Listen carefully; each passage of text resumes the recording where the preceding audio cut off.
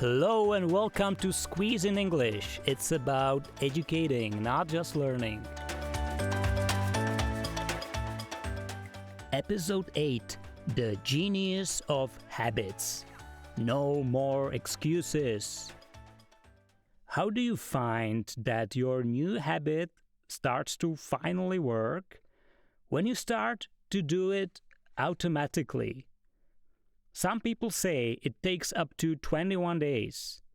Well, it's definitely not an overnight thing, but we often overestimate that one obvious moment, like finally noticing bigger muscles or understanding English grammar. But the main thing in building any habit, big or small, is underestimating the power of tiny micro steps we decide to do every single minute of our lives. These micro steps aren't so visible, but on the long run, understand months or even years, they gradually grow and in the end, they turn out into remarkable changes. Now we are talking about the good habits, the good changes which can improve your day. But unfortunately, the same goes for bad ones too. It is so easy to overlook them. Personally, one micro habit I started doing unconsciously and over the course of years has grown into something very annoying is that I get stressful every time I feel I'm in a rush, even though there is absolutely no need to rush anywhere. Another micro habit we got used to and gradually started controlling us is negative thinking. Negative scenarios about everything. How do you start eat unhealthy? It is not an intended plan. It's not when you have one day cookies instead of proper breakfast. It's when you do it the next day again. And then again and again and again, you know what I mean. And suddenly it becomes a new habit. And you get used to it. If you realize you are eating cookies 5th day in a row, there is always a rational reason why the cookie is better at that moment than something more nutritious. Maybe it's faster, maybe it's more convenient, maybe you feel you deserve it because you had a healthy dinner the night before. It looks like a very innocent example, but in the end, we might do the same with all the other meals, and finally, we indulge in junk food in general. Think for a while about some positive and negative effects that can accumulate over time in case of English learning. Even people who have intellectual disabilities can learn a second language.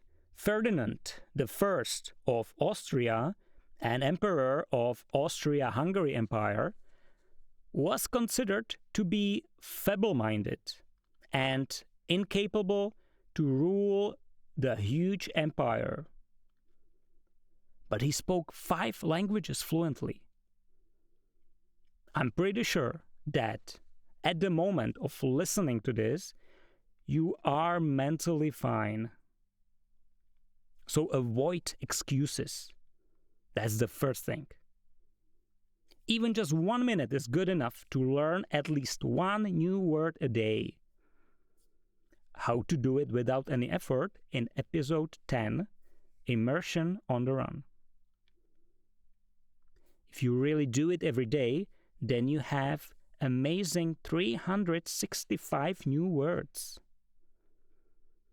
Get a habit of searching one word right after finishing breakfast or your morning coffee. Your brain will be fresh, and it's the way to build a new habit. To connect learning at least one word a day together with already existing habit, like, for example, having breakfast. Or every time you miss a streetcar or a bus, you will open an English application to study for a while. Definitely better than just say, I have only 3 minutes to wait for our next bus. It doesn't make sense to start. Same trick you can do with your health. Connect taking a vitamin supplement with your lunch, and you will never forget again. Another useful tip to do is to plan your English session, your English studying.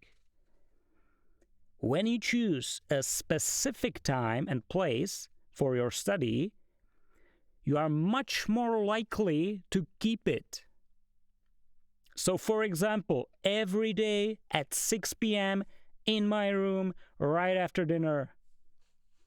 It might sound a bit extreme, but it really works. And once you see it, why not to apply to work out or other activities that you can plan ahead? You'll be surprised how much extra time and energy for other free time activities or tasks you get. You don't become a slave of your schedule. It will actually give you more freedom. If you like the podcast, please share, like, subscribe, etc. Have a great day. Thanks. Today's vocabulary: to overestimate, to guess an amount that is too high or a size that is too big. The opposite of it is to underestimate. Obvious: easy to see, recognize, or understand. Remarkable: unusual or special, and so surprising and worth mentioning. Over the course of some time, something that you do like a process. Nutritious: when a meal is nutritious, it has a lot of vitamins and minerals. To indulge in something. To allow yourself to do or to have something enjoyable, especially more than is good for you, like alcohol, junk food, even shopping. Feeble-minded: a person lacking the normal mental powers. Likely: something that will probably happen or something that is expected.